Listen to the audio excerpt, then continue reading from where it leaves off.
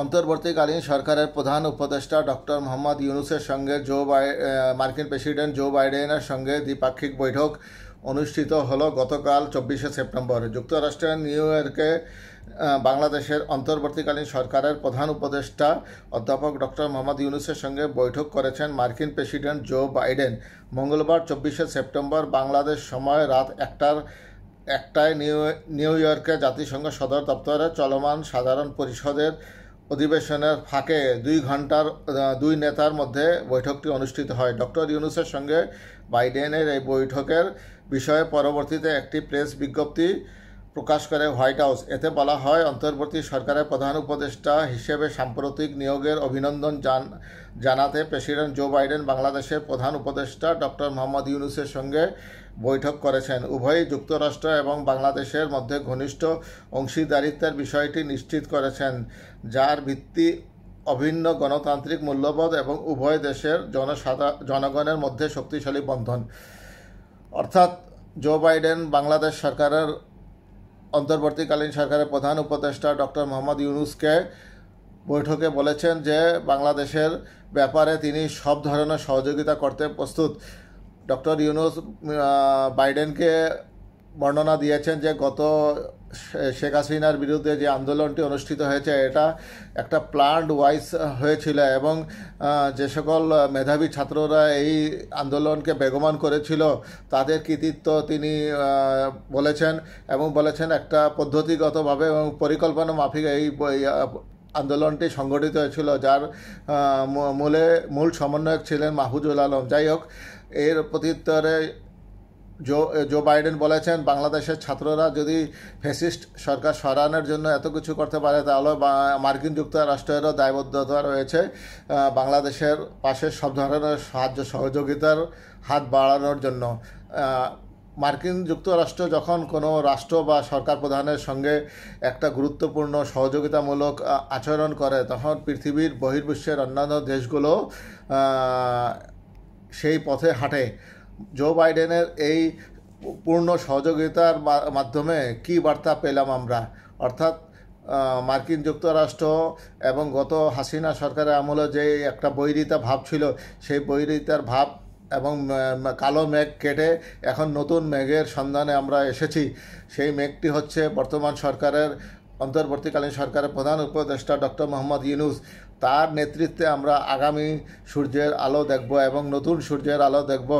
আশা করি সামনের সূর্যের আলো আমাদেরকে নতুন দিক নির্দেশনা দিবে।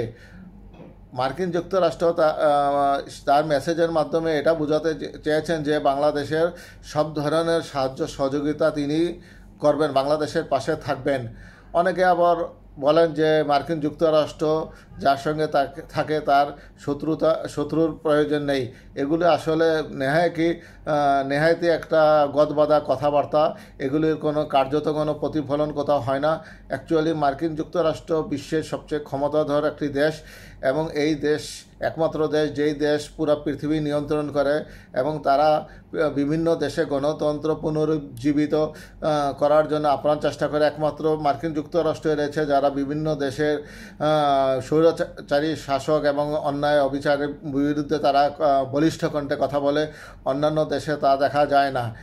আমরা গত 15 বছর যাবৎ ভারতের এবং চায়নার বলয়ে ছিলাম। সেই বলয় থেকে আমরা অনেকটা আস্তে আস্তে মুক্ত হতে চলেছি এবং আগামীতে আমরা জো বাইডেন যে প্রতিশ্রুতি দিয়েছেন, অর্থাৎ পরবর্তী প্রেসিডেন্ট যেই নির্বাচিত হোক না কেন তারা অবশ্যই জো বাইডেনের পথে হাঁটবেন এবং আমাদের এবং মার্কিন যুক্তরাষ্ট্রের স্বার্থ সংশ্লিষ্ট সকল বিষয়েই যুক্তরাষ্ট্র আমাদেরকে সহযোগিতা করবেন। বিশেষ করে আমরা সেই অপরচুনিটির দিকে তাকিয়ে আছি, সেটি হচ্ছে বাংলাদেশের পোশাক শিল্প।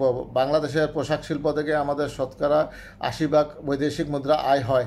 এই পোশাক শিল্পের রপ্তানির ক্ষেত্রে যুক্তরাষ্ট্র বহু বছর যাবৎ জিএসপি সুবিধা বন্ধ করে রেখেছে। আমরা আশা করব ডক্টর মোহাম্মদ ইউনূসের নেতৃত্বে আমরা যুক্তরাষ্ট্রের কাছ থেকে এই জিএসপি সুবিধা খুব শীঘ্রই আদায় করতে পারব এবং এটাও বলা উচিত যে মার্কিন যুক্তরাষ্ট্র যদি জিএসপি সুবিধা দেয় তার অর্থ হচ্ছে বাংলাদেশের গার্মেন্টস শিল্প এবং বাংলাদেশের শ্রমিক উন্নয়ন পরিবেশ যেটা উন্নয়ন হয়েছে এবং সুন্দরভাবে পরিচালনা করা হচ্ছে, তখন অন্যান্য ইউরোপিয়ান দেশ এবং অন্যান্য যে উন্নয়নশীল দেশ, উন্নত দেশ যারা বাংলাদেশ থেকে পোশাক আমদানি করে, সেই সব দেশগুলো আরও প্রচুর পরিমাণে বাংলাদেশমুখী হবে এবং সেই ক্ষেত্রে বাংলাদেশের গার্মেন্টস শিল্পের মালিকদেরও একটা বার্গেনিংয়ের সুবিধা হবে এবং তারা মূল্য বৃদ্ধির একটা চাপ দিতে পারবেন কিংবা মূল্য বৃদ্ধির একটা আগ্রহ মানে অনুমোদন নিতে পারবেন বলে আশা করা যায়। আমরা ভবিষ্যতে আশা করছি মার্কিন যুক্তরাষ্ট্র আমাদের সঙ্গে সব ধরনের সহযোগিতা করবে, তার মধ্যে আমাদের গণতান্ত্রিক ব্যবস্থা পূর্ণরূপে যেন আসে, বাংলাদেশের আর্থিক খাত সহ বিভিন্ন সংস্থায় যে অবনতি ঘটেছে সেগুলো সংস্করণের জন্য সব ধরনের কারিগরি এবং অর্থনৈতিক সহযোগিতা আমাদেরকে দেয়। এবং অন্যতম গুরুত্বপূর্ণ জিনিস হচ্ছে জিএসপি সুবিধা। আমরা মার্কিন যুক্তরাষ্ট্রের কাছে আশা করব যে জিএসপি সুবিধা সহ মার্কিন যুক্তরাষ্ট্র আমাদের পাশে থাকবে এবং ডক্টর ইউনূস সাহেবের নেতৃত্বে আমরা যেন আগামী দিনগুলিতে সুখী, সুন্দর, সমৃদ্ধশালী বাংলাদেশ পাবো, এটাই আমরা আশা করছি।